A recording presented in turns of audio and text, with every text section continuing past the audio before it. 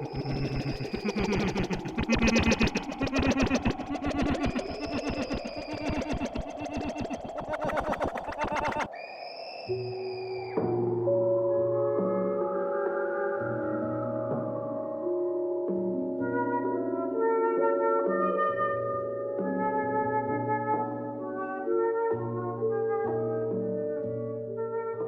it going, guys? Cameron here, Canadian Gamer, coming at you with another video. All things a go as far as Starfield is concerned. Wow, what a day it has been. What a day it has been. Let's start off here with beer of the day, Pilsner Urquell. I think that's how you pronounce it. And how you guys doing? How you doing? How y'all doing? How you feeling? How you feeling? You got John Riggs here. Okay, let's get this underway. I feel like a little kid on December 24th. I know there's a red bicycle waiting for me tomorrow morning when I walk downstairs. I don't know why I'm doing that with my hands.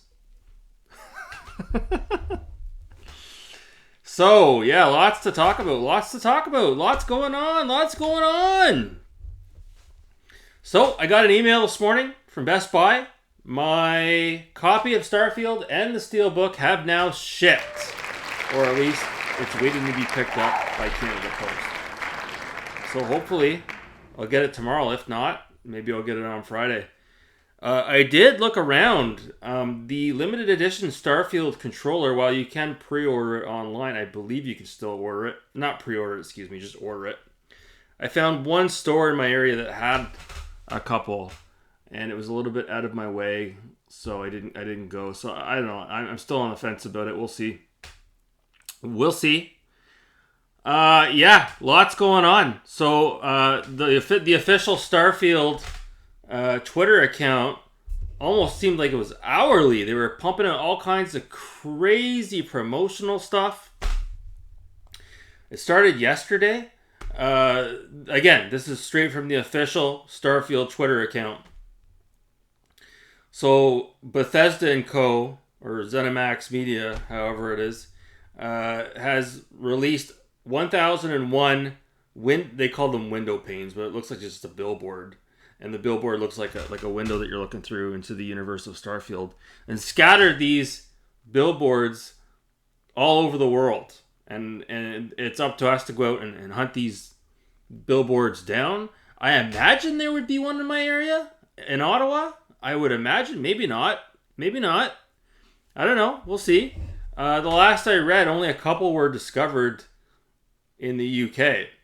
So maybe there isn't 1001, or maybe it's a slow rollout. I don't know. And then speaking of over in the UK, there were some buses on the street decked out in full Bethesda advertising. So the hype machine is in full force, just like I predicted when Dreamcast guy was saying that nobody was talking about Starfield, and I said, wait till, the final days leading up to the release. Take a sip of my beer here. And then today, Starfield Twitter account announced that there was a licensed song from the group. What's the name of the group there? It's the one all the kids listen to. It's one of the hipster groups. I can't even remember. It's coming to me.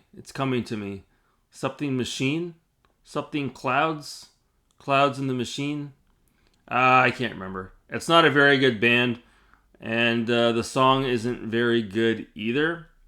But that's besides the point. It's cool that a big band, or a bigger band, I guess you could say, recorded a song for the game. That's going to give it extra promotional push. What is the name of that goddamn band? Oh my god.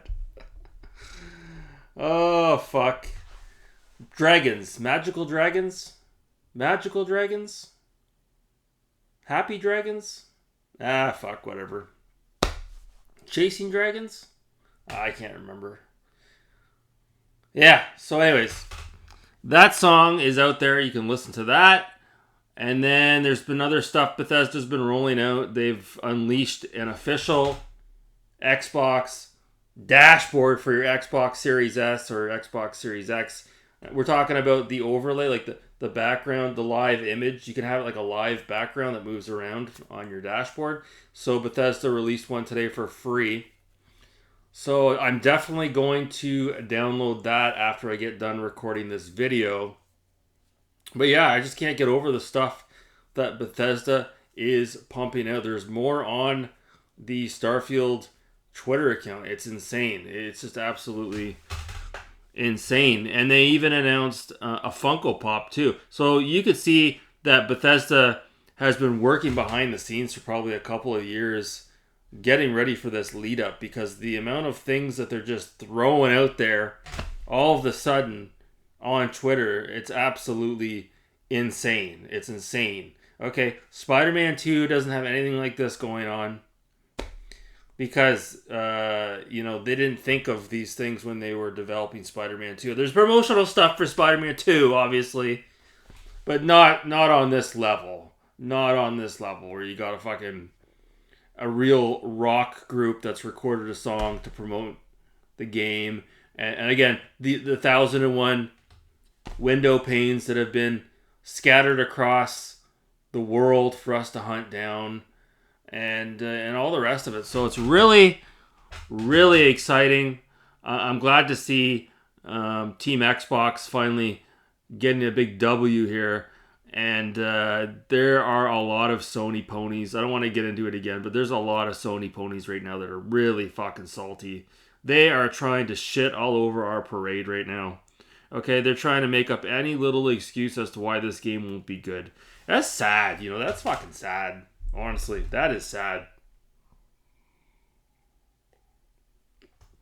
The fact of the matter is, this is a huge game. There is way more hype surrounding this than Tears of the Kingdom, which I personally didn't think there was much talk about. That game came and went without a whimper. Those in the Nintendo community who I've talked to have said that was a real big deal, but again, here we are a couple of weeks later, I don't hear anybody talking about it. I don't hear anyone talking about Spider-Man 2. I really don't. I hear a lot of people talking about Starfield. Oh yeah, big time. So the main thing I wanted to talk about on this video here, as we're already approaching the 9-minute mark, is I want to kind of ask you guys. Now, I've avoided pretty much all spoilers, but I imagine this game's going to play out similar to a Fallout game. I want to ask you guys how you want to play out your quest on this game. Are you going to be just an absolute badass? Okay? Are you going to be a space pirate like Phil Spencer? Are you going to try to be the good guy? Because for me personally, every time I play these games, whether it be Skyrim, Oblivion, all the Fallout games, I've always tried to be like the perfect citizen. I've always tried to do the right things. I've never tried to do anything that would give me negative skill points. I always try to get the best ending. I try to be the hero of the day.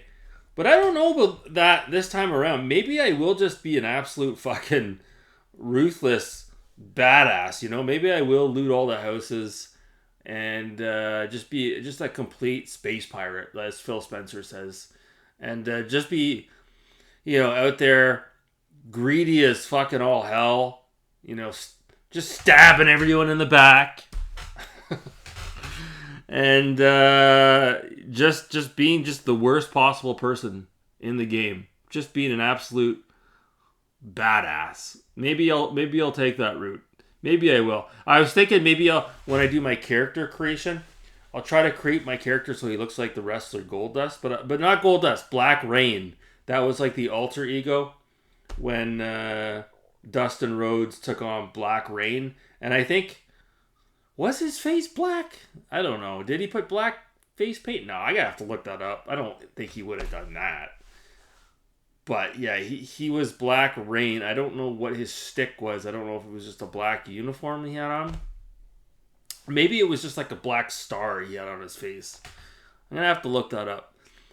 But I think it would be cool to create like a Gold Dust kind of character. And yeah, I don't know. We'll see. I'm excited to go into this blindfolded. I don't have the best internet connection. I have high-speed internet, don't get me wrong, but it's not like what you guys have. For me to download the game, because let's be honest, most of the game won't be on the disc. I imagine it's going to be a huge download. I'll put the disc in my Xbox and it'll probably take, I don't know, probably 12 hours to install. I don't know, we'll see.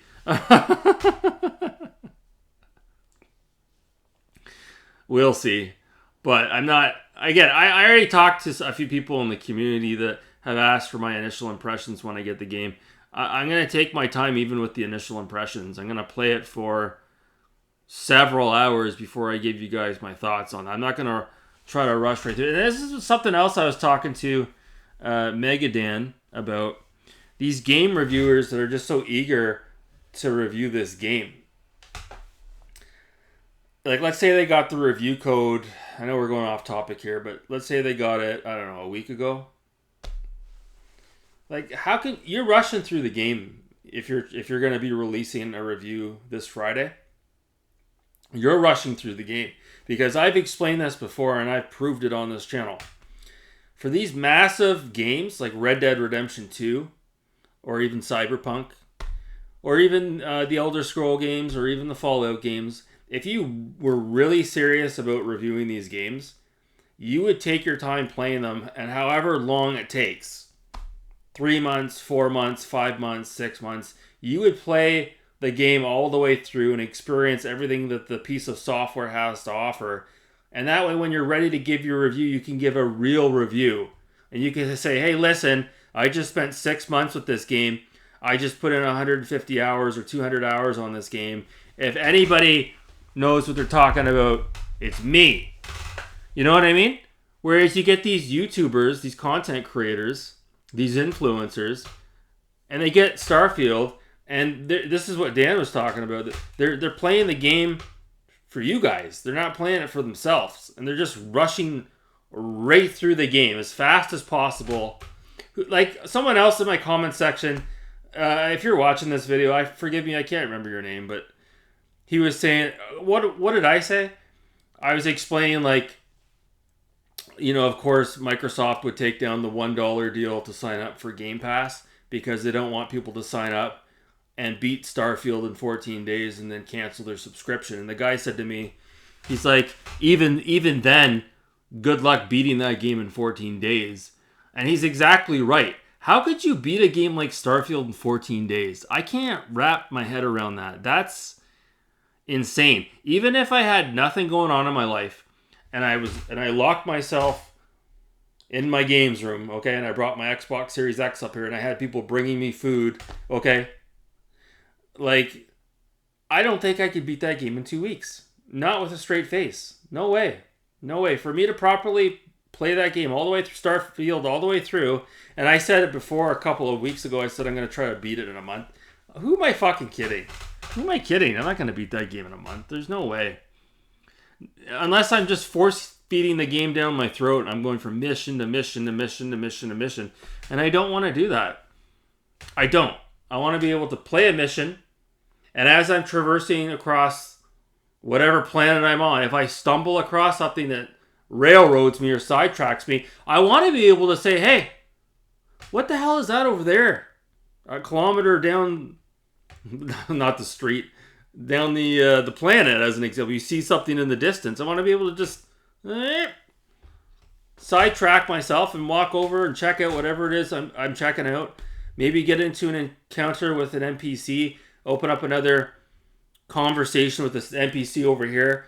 Maybe while I'm working on a main quest, maybe I'll get sidetracked and work on a side quest. Maybe I won't do any side quests or any main quests. Maybe I'll just go out into the galaxy and explore. Maybe I'll go hang out at my ship. Maybe I'll work on building my ship. Okay, there's no reason to rush yourself through a game like this. That's just marring yourself of a good experience. And I was telling Dan this. I'm like, I'm not that desperate for views on my channel that I need to put out a Starfield review or a final preview or initial impressions right off the get-go 24 hours into it. I might put out initial impressions the first couple of days, but it's not going to be the first day. No, because I'm not going to lie to you guys about it. I'm not going to cheat you guys out of an honest opinion. I'm going to play it for several hours, and I'll give you an initial impressions, and I'm not going to pretend like I'm halfway through the game. I'm going to tell you guys my initial impressions. Excuse me. So, yeah, I'm excited. I really want to know, for those of you out there that are watching this video, I want to know how you're going to tackle it as far as the playthrough is concerned. Are you going to go through as an absolute badass? Are you going to try to be the good guy or the good gal? How are you going to create your character? And are you interested in building a base or building your spaceship? I am really interested in building the spaceship. When I was playing Fallout 4 back in the day, many years ago, although that's probably my least favorite Fallout game, I really got sucked into the aspect of building your base. I had so much fun doing that. I thought that was the best part of the game. I could just sit there for hours and build a base. I had a lot of fun doing that. I don't know if you can build a base in Starfield. I imagine you probably can. Or maybe it's just more of an emphasis on building your spaceship. But either way, I hope it's not too involved. Hopefully it's fairly easy to build. Because I like to be creative, but I don't want it to be super complex as far as like material gathering. Hopefully it's not like Fallout 4 where you gotta like gather all the scrap metal to be able to do that. That gets a little bit frustrating for sure. No Man's Sky is like that as well.